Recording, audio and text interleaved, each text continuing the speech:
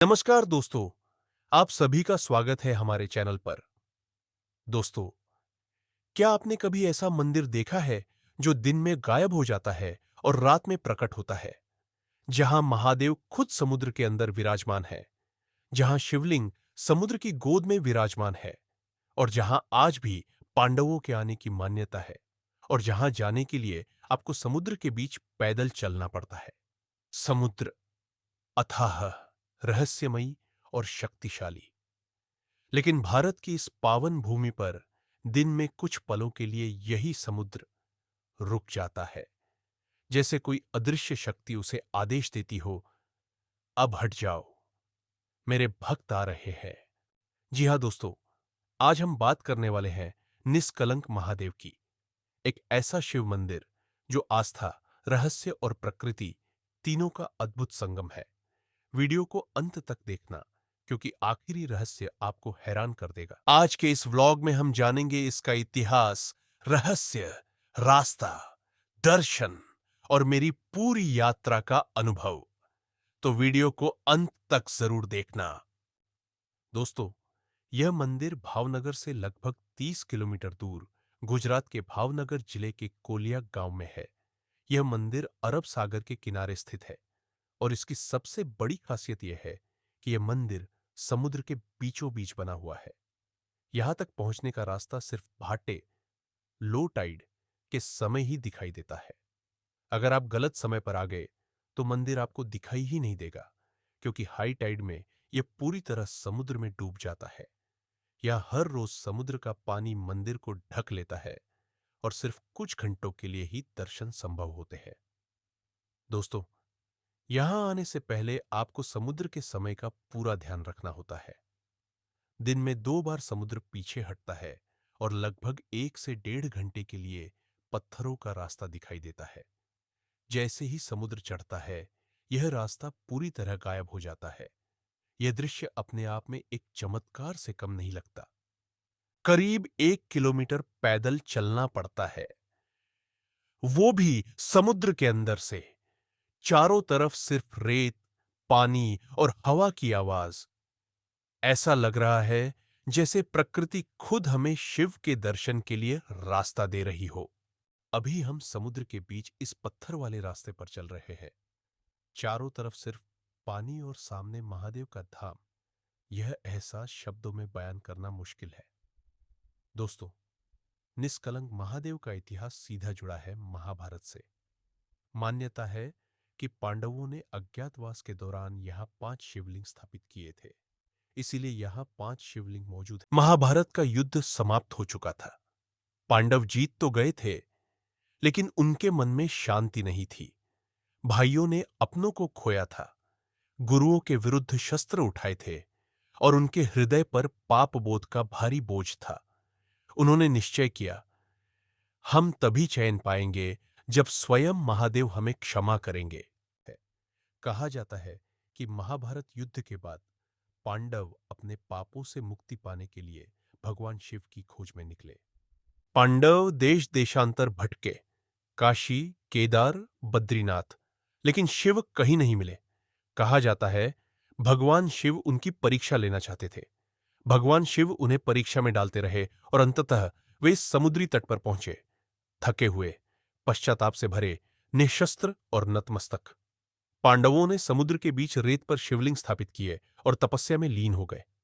तभी आकाश बदला, हवा रुकी और समुद्र शांत हो गया। भगवान शिव प्रकट हुए। उन्होंने कहा, यदि तुम सच में निष्कलंक हो तो मैं यहीं वास करूंगा। पांडवों की आंखों से आंसू बहने लगे। उसी क्षण शिव ने वरदान दिया और तभी से इस स्थान का नाम पड़ा। अंत में भगवान शिव यहां प्रकट हुए और कहा, यदि तुम निष्कलंक हो तो मैं स्वयं यहां विराजमान रहूंगा। इसी कारण इस स्थान का नाम पड़ा निष्कलंक महादेव, अर्थात निर्दोषों के देव। लेकिन शिव ने एक शर्त रखी, मैं यहां रहूंगा, पर सबके लिए नहीं, केवल उनके लिए जो समय, संयम और श्रद्धा का सम्मान करेंगे। इसीलिए आज भी दिन में कुछ घंटों के लिए ही समुद्र रास्ता देता है और जैसे ही समय पूरा होता है, लहरें लौट आती है, मंदिर को अपने आंचल में छुपा लेती है। ये मंदिर हजारों साल पुराना माना जाता है और भगवान शिव उन्हें परीक्षा में डालते रहे और अंत में यही समुद्र के बीच पांडवों ने 5 शिवलिंगों की स्थापना की थी, क्योंकि पांडव अपने पापों से निष्कलंक होना चाहते थे। इसीलिए इन शिवलिंगों को निष्कलंक कहा जाता है, अर्थात निर्दोष या पवित्र। सबसे खास बात यह है कि हर शिवलिंग का आकार, रंग और बनावट अलग अलग है। यहां आज भी कोई छत नहीं है। भगवान शिव खुले आकाश के नीचे विराजमान है, चारों तरफ समुद्र और बीच में यह प्राचीन शिवलिंग। यह नजारा शब्दों में बयान करना मुश्किल है। दोस्तों, यहां सबसे ज्यादा भीड़ अमावस्या और महाशिवरात्रि के दिन देखने को मिलती है। ऐसा माना जाता है कि इन दिनों भगवान शिव स्वयं यहां पधारते हैं। कई लोगों का दावा है कि उन्होंने यहां अलौकिक अनुभव किए हैं। यहां कोई बड़ा पुजारी नहीं, कोई दिखावा नहीं, सिर्फ भक्त और भगवान। दोस्तों, निष्कलंक का अर्थ होता है निर्दोष, निष्पाप। मान्यता है कि यहां दर्शन करने मात्र से मनुष्य अपने पापों से मुक्त हो जाता है। यह मंदिर आत्मशुद्धि और आंतरिक शांति का प्रतीक माना जाता है। दोस्तों, सबसे हैरान करने वाली बात यह है कि समुद्र का पानी शिवलिंग को छूता जरूर है, लेकिन उन्हें कभी नुकसान नहीं पहुंचाता। हजारों सालों से लहरें आती है, जाती है, लेकिन शिवलिंग आज भी वैसे ही खड़े हैं। न कोई दरार, न कोई टूट फूट। दोस्तों, यहां नंगे पांव चलना ही बेहतर है। हर कदम पर भक्ति का अनुभव होता है।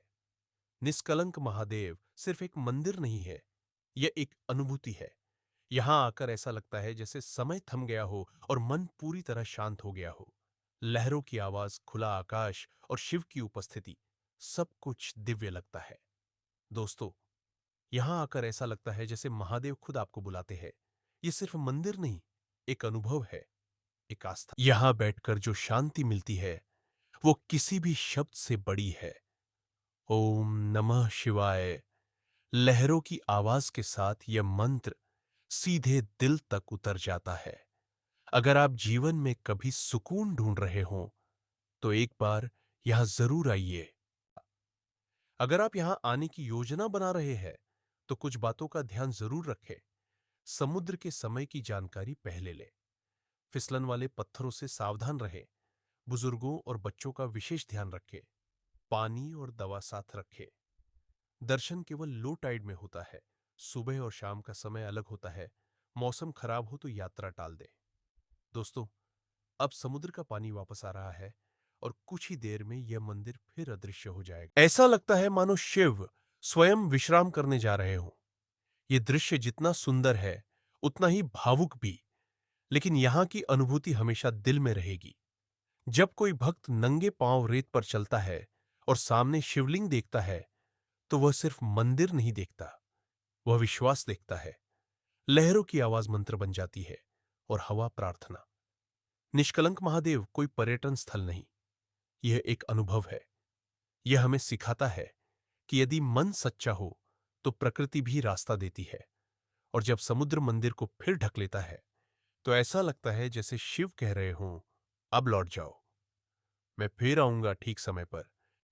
अगर आपको यह वीडियो पसंद आया हो तो लाइक जरूर करें, चैनल को सब्सक्राइब करें और वीडियो को शेयर करें और कमेंट में जरूर लिखें। सभी हर हर महादेव